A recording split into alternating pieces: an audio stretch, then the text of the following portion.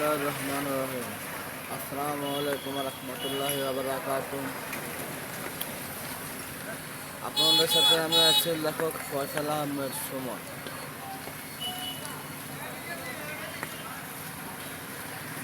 লক্ষ্মীপুর জেলা রামগঞ্জ উপজেলার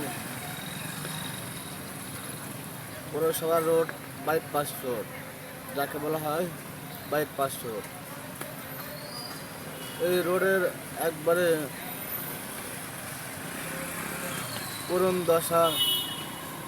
একটু বৃষ্টি পানিতে অনেক পানি হয়ে যায়। রাস্তাগুলো খুবই ঝুঁকিপূর্ণ। এই রাস্তা দিয়ে অনেক ডেলিভারি রোগী আসা যাওয়া করে। এই রাস্তার মধ্যে খুব অসুবিধা হচ্ছে তাদের। এখন আমজনতার একটাই দাবি, রাস্তা দ্রুত সংস্কার করার জন্য।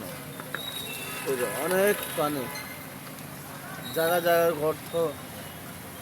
গর্ত দিয়ে হাঁটতে চলতে মানুষ অনেক কষ্ট হয়।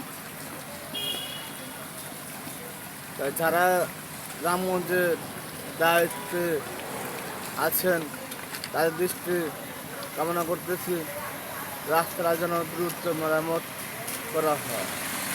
যানবাহনের অনেক